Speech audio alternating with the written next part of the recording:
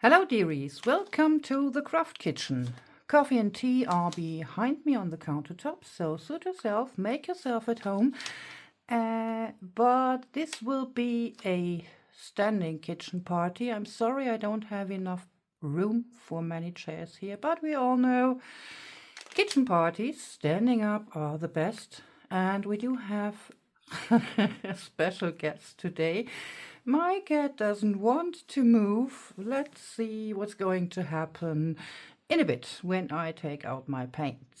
So, I've been asked to do a tutorial. I will make a how-to.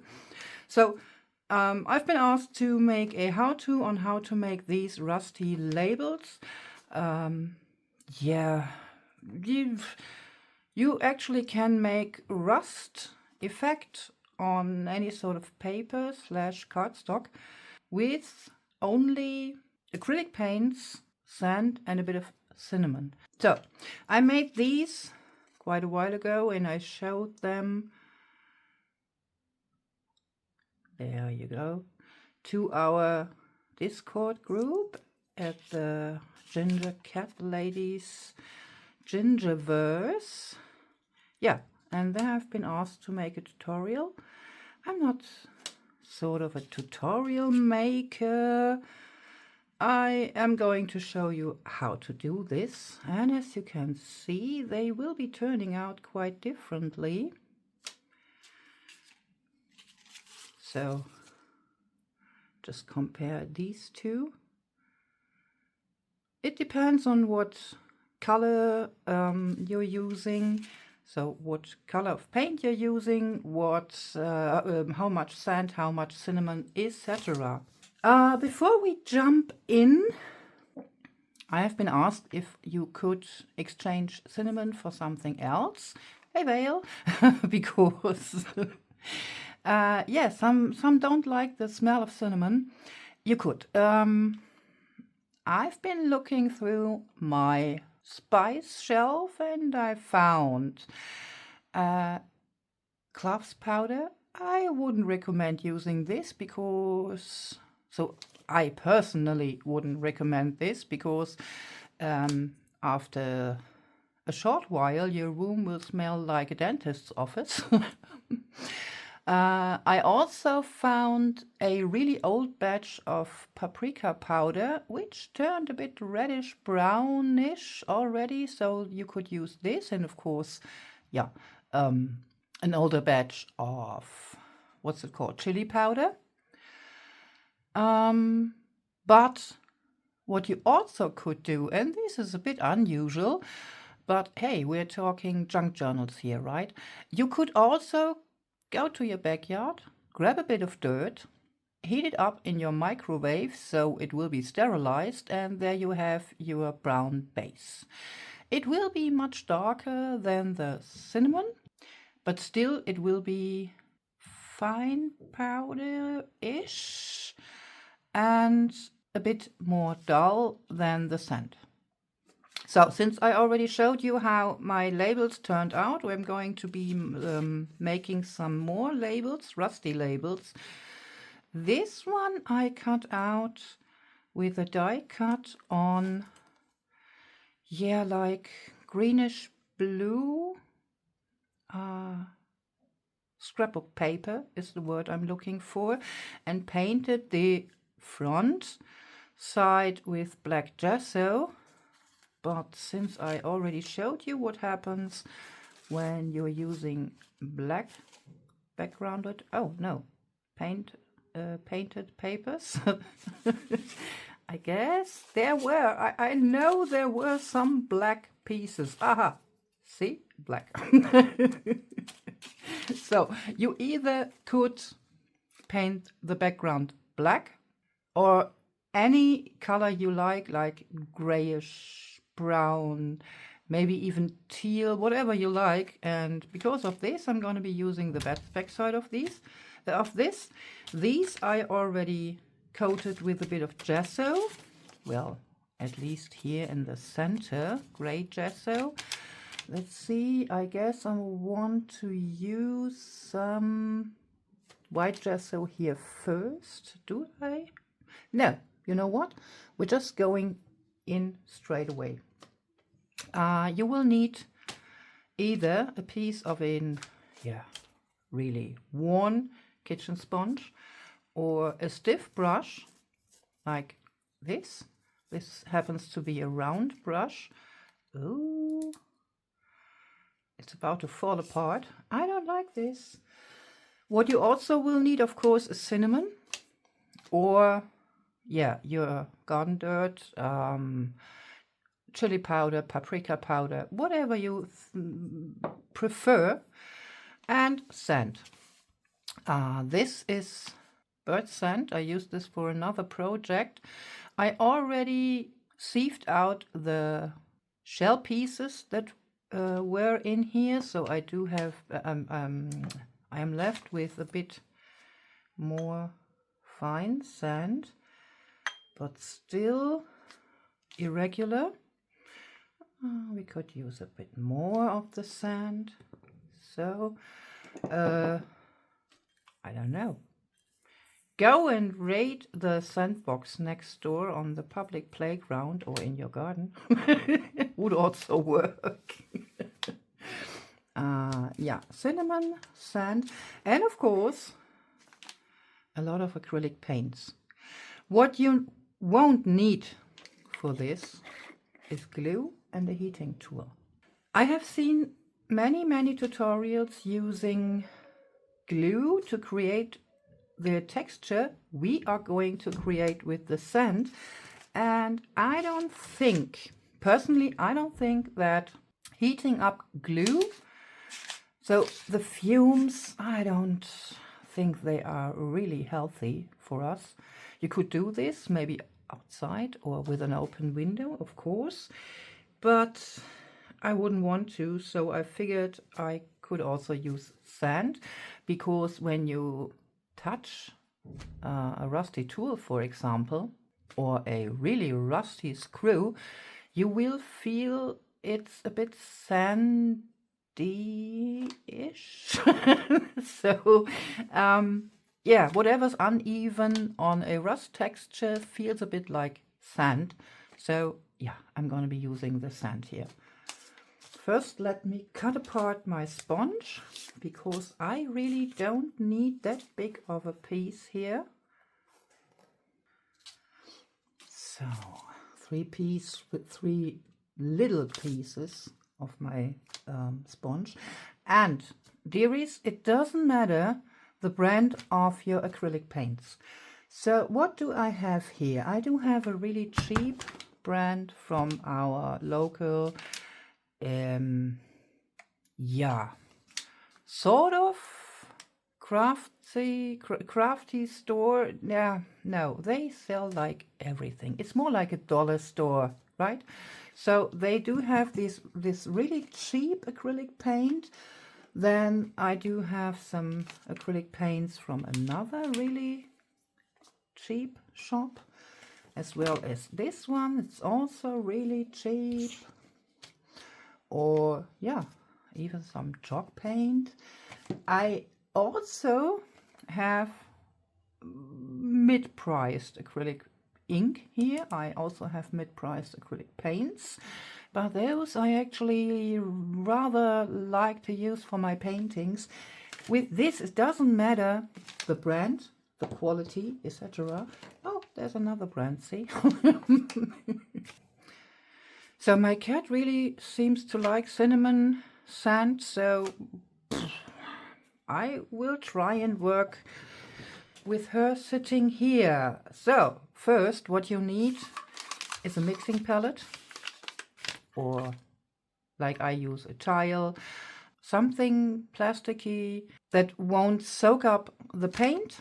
So a smooth, non-porous surface of any kind, your brush, your sponge. And we're going to start with different shades of brown. This is quite important. I do have an acrylic hide here, using different shades, in my opinion, makes the end result look more organic. And oh, I will have to find a way to open this. Oh, it will. Yeah, it looks more organic, not like cheap plastic in the end. Do I have some more of this paint in here or do I not? It very well could be that I just put the empty bottle back in the box, but no, there's a bit left. So 2 shades of brown here.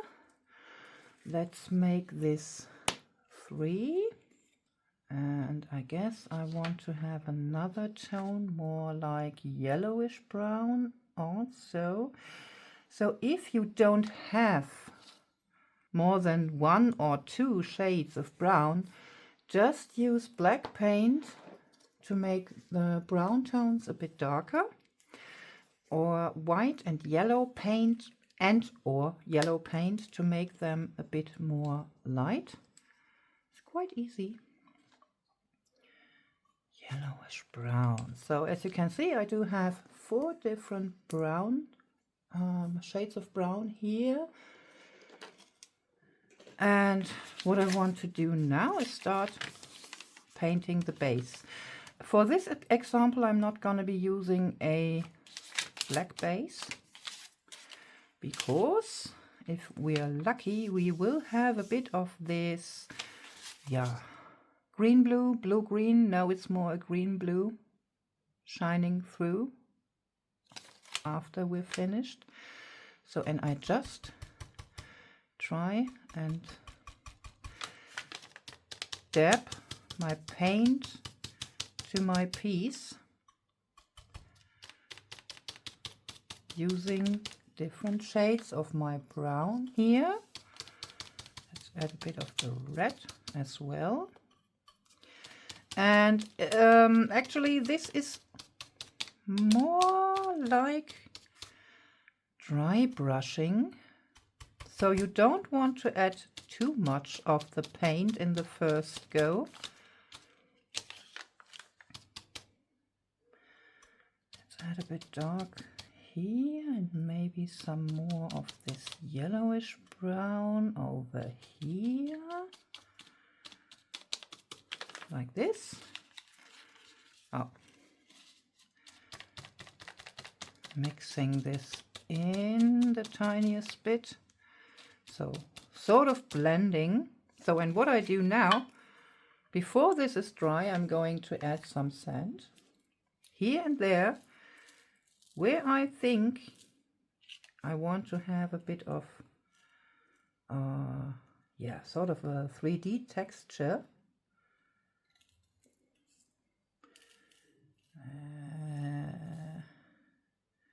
Maybe here a bit more, and then I use my brush. There's still damp paint on it, and just dab ever so slightly, dab my sand into my still damp paint. And this is of course also painting or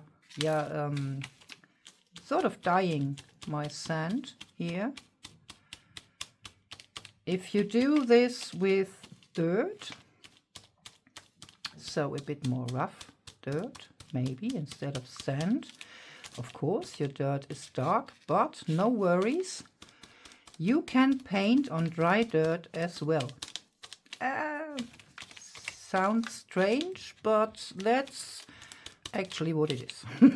So I'm going to set this aside to dry. No heating needed. You could use your heat tool, heat it, and then just work further on it. And I'm going to show you again with this gessoed black, I guess it was watercolor paper. Yeah. So let me see. I do need more of, oh no, let's just change the colors. I was about to say I need more of the dark brown, but actually no. So just dabbing this on and adding a bit more paint here and there. I have the tiniest problem to see what I'm doing here, because as long as my acrylic paint is still shiny, I see mostly the reflection here, because yeah, my lighting setup is for filming. Usually I would do this at my other workstation standing up, but I don't have any filming equipment over there. Let's mix this a bit. So here we do have a bit more yellowish red rust plate. Again, adding some sand. Just the tiniest bit. Maybe a bit more at places. So like this, not everywhere. And I'm going to dab this in so it won't fall off immediately. Ooh. So let's see. I have to check the colors now and then because all I see is the reflection of the wet paint. A bit inconvenient, but we'll get there. So, oh, I'm stuck. I guess, well, I want to add a bit more of the darkish brown anyway. Well, you know what, I can do this after this has dried, so the first layer with the sand has dried, because for the second layer we're going to, let's say, redefine our rust color look. So I guess you might look now at a different camera angle. This is because my remote control app on my tablet decided it doesn't want to work anymore, and I had to reset everything. So I decided let's just do these two today because I'm really annoyed. Happens all the time with this app. Yeah, I actually think it's a connectivity problem between the two devices. One is Samsung and one is Xiaomi still. So hopefully this will last for the next minutes at least, so I can show you what we're going to be doing next. We have this, we have this. So I'm, yeah, adding some of my brown shaded paints here to my tile again. What else are here? There it is. Oh, for some reason my cat, oh, okay, just moved to another spot. I will have to hang up the cord. Sorry, didn't want to knock you. So we do have the first layer with the sand sort of glued down. Oh, and maybe I don't need this. Well, I don't do this often. Maybe you want to wear gloves for this. You know what? Let's add a bit of black as well. My goodness, this paint here is really, really old, and I didn't even open it up. I guess it's already 12, 13-ish years old, so yeah, still works. Oh, and we need some brighter color for this. You could use either white paint or actually white gesso. I will use this peach pastel. Well, it doesn't look peach-ish to me. It's more of a... Ooh, that was much too much. It's more, excuse me, of a cream color, I'd say. This is way too far to the right. And I also want some teal color. So, for the patina. So what you could do is just use standard turquoise shades, like this petrol. This is more like a sea turquoise, so darkish, and then I do have this one. But I found that having a really whitish turquoise just looks better for the rust effect.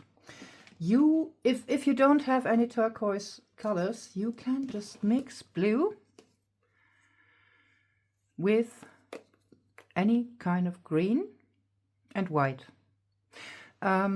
Some say you could do this using blue and yellow, but if you take a look at the color wheel, I will try and add a picture of a color wheel somewhere here on the screen, because I don't have any at hand at the moment. You have the blue color. Next to it is the green color and the green color, and then you have the yellow. So and in between the green and the blue is the turquoise. If you wanted to go from blue to turquoise, you wouldn't get over yellow here on top. You want to stay in between green and blue, and this means you're mixing blue and green with white, of course, until you have the turquoise tinge you want to use for this. Like I said, I'm going to try and add a color wheel here so you can see what I mean. So, yeah, but I'm gonna be using my pre-mixed paint. Well, this is acrylic chalk paint. I don't mind. I saw it in the cheap shop and I really loved the color because it's a grayish turquoise. It's fabulous. And for smaller projects like this, I think a lighter turquoise is much more fitting than, let's say, this one here. Oh, you can't see it really well in the camera. This is an ocean or sea turquoise. Can you see this one? Not as well. So petrol color mixed with white is more for bigger projects. So I go with the light color here, the light turquoise. So we have added texture and a background. You can't see this. You really can tell there are different shades of brown in the background. You can't see this in this camera light, actually. I'm so sorry. But if you try this first, for the first time, you will see what I mean. So, adding my lightest color in the background, because you would actually use with acrylics dark to light color, but if I overdo the light color, then the darker shades later will cover the light colors the tiniest bit. So now I'm going in just here and there with a bit of turquoise, like this, because the rust patina, especially for copper. Oh my gosh, I love the copper patina. Has only a bit of this turquoise. So as you can see, this is turning already the tiniest bit greenish here. Because of the dry brushing I do with the turquoise, you can still see the brown behind this, and mixing the brown with the turquoise, you will get a really dirty green. Dirty.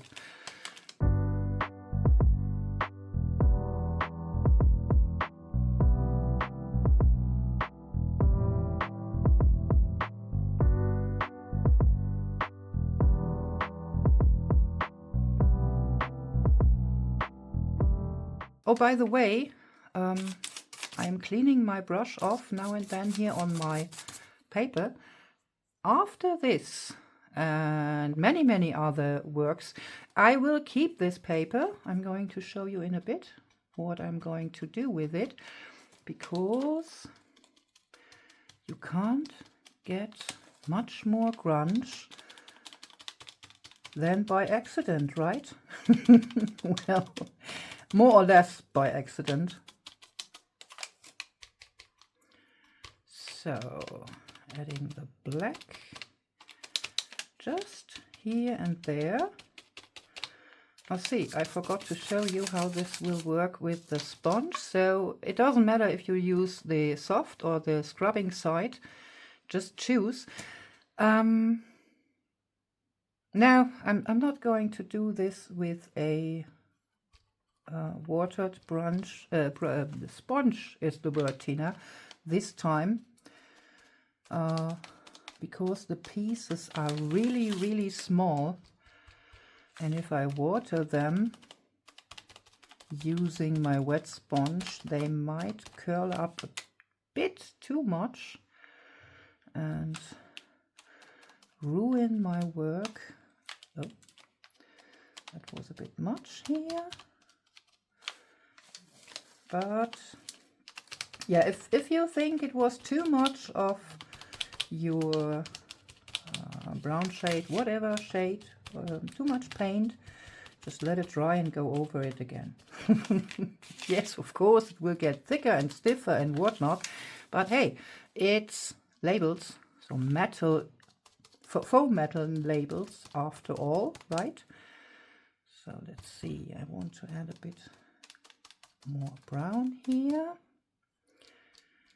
Why do I use up my dark brown so fast? Just annoying.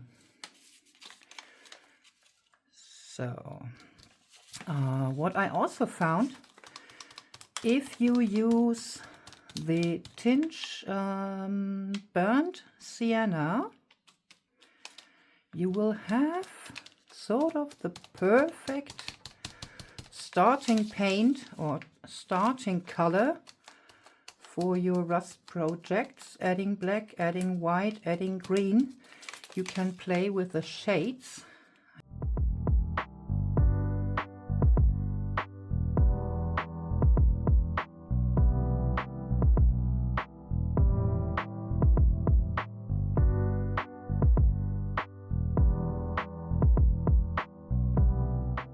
So, and before this dries, you want to use really just a pinch of cinnamon or whatever you have chosen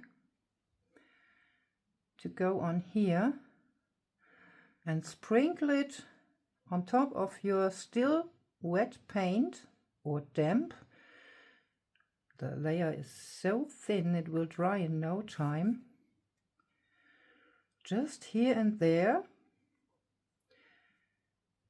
and then use a dry stiff brush without any paint on it and dab in your cinnamon and just let it dry. Or yeah, maybe if you'd like, if you prefer and are not as patient, maybe Of course you can use your heat tool, but I really don't like heating up acrylic paint or glue in that case, because yeah, of the fumes. And I'm going to be adding a bit more white here. Well, a bit more. Yeah, white after all. So this cream of white, like they said, it's peach, to let it look like still intact metal is shining through the rust here. Only here and there.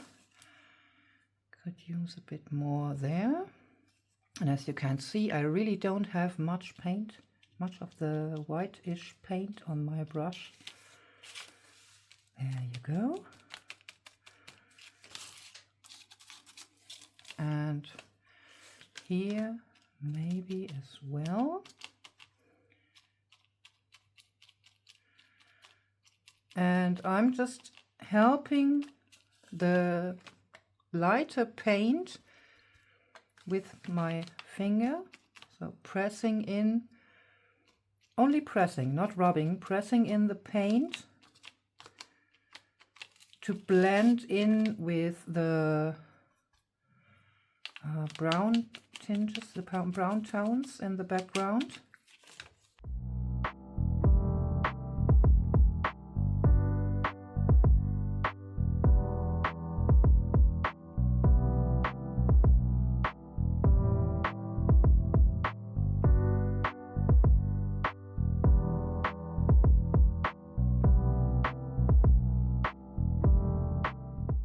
So I'm going to let this dry, and then we'll add the final touch. For this I will need a bit more clean fingers. See you then. So these two are, well, dry to the touch now, while I was waiting for them to dry. And since I had a lot of paint left on my tile, I did some more some more little things here, I guess.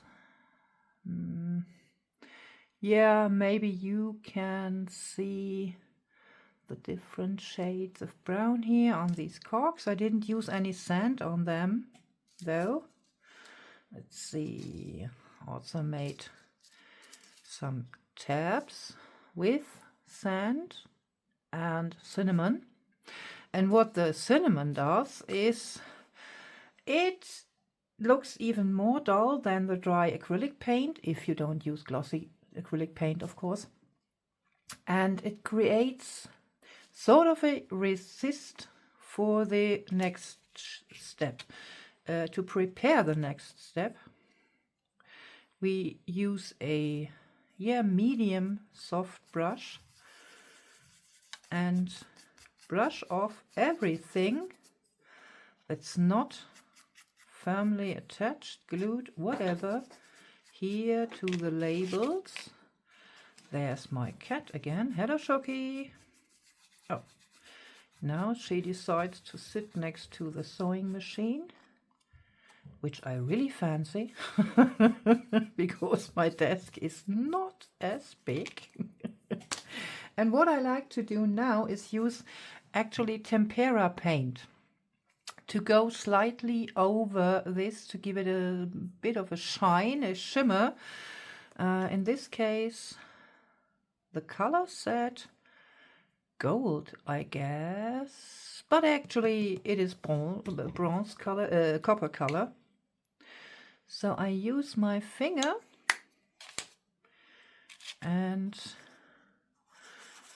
rub the tempera paint over here very carefully,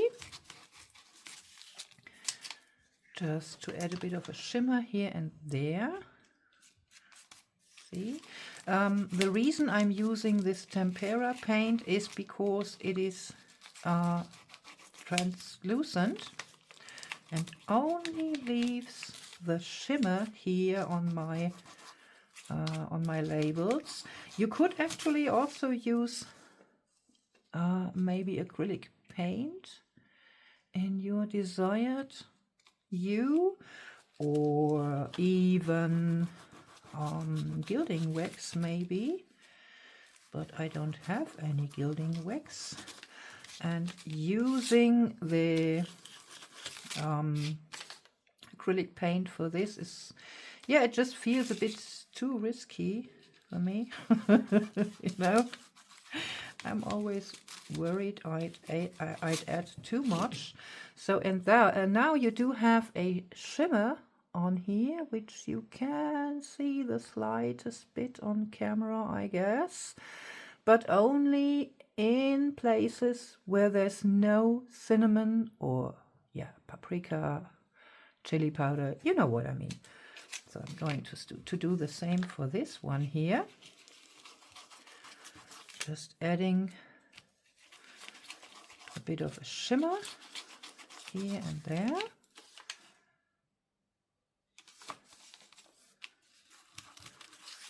Like so. I know, shouldn't be shimmery when it would be real rust, but I just like the look of this here on my labels and my other pieces. So I go for it. Here as well. Yummy. Can you see this texture? Oh my gosh. I wish you could feel it. So I'm going to do the same for the others. Clear the decks, and then I'm going to show you the results. Now, this is what I've done for today's messy desk. It's all cleaned up again. So those are the labels, both of them. We did first really nice colors, as you can see, different shades of brown and gray, and then the turquoise and a tiny bit of a cream white. Just love it. And here are some cogs. I did turn them into 3D rusty elements, sort of ish. I just painted them like rusty colored, and then I did some tags. For those I've actually been using sand as well and cinnamon. No teal so far, but I can add it later depending on the project I'm going to do. And I have a tip for you. If you're doing tags or folders or whatever with this technique, you want to fold them first, so they already are a cat hair folded before you start working. Of course you will be working on them laying flat, but if you add a fold before you start, the paper will remember this fold. If you do this after, it will be really hard, even with a scoreboard, to get the right fold here to the acrylic paints. Hopla. See, there's still a bit sand coming off. And then those tiny numbers. Adorable. So, and I told you, please don't throw away your protection paper, because I keep mine. Yes. So these are some pieces I kept. Some of the pieces I kept. I kept almost every paper when protecting my mixed media surface. So this is just a clean off of a stencil, whereas this one was protecting the protection paper when I was painting the stencil to have a reverse stenciling on my page. This one has been sitting on my mixed media station like for forever. I mean, you can see all the different, oh, you can't yet, now you can, all the different colors in here. And those, as well as those, I already made sort of pages out of them, will be my new pages, or my pages for my new grungy journal. I guess it will be a grunge vintagey journal. This is only one sheet I tore apart to put it in here for the pages. So yeah, as you can see, for grunge you can use almost anything. So I hope this was a bit helpful. Again, like the category use what you have, back to basics. No expensive materials needed here. And you know what? I didn't say this for what feels like ages, and I really was looking forward to this. Stay creative, dearies, and be excellent to each other. Bye. Thanks for watching. And you know what? I didn't say this for ages, and I've been really looking forward to do this today when recording this video. Thanks for watching, everyone. Hope to see you next time. And stay creative and be excellent to each other. Bye! Now, dearies, I hope this was a bit helpful. So you could figure out how to do this without having to heat everything up. Like I said, not a tutorial, because I don't believe I'm able to do tutorials. I'm not organized enough for this. Sometimes I just do what comes to mind. So, and I have to do this. Now, I can't promise I will be doing another video soon, maybe a short.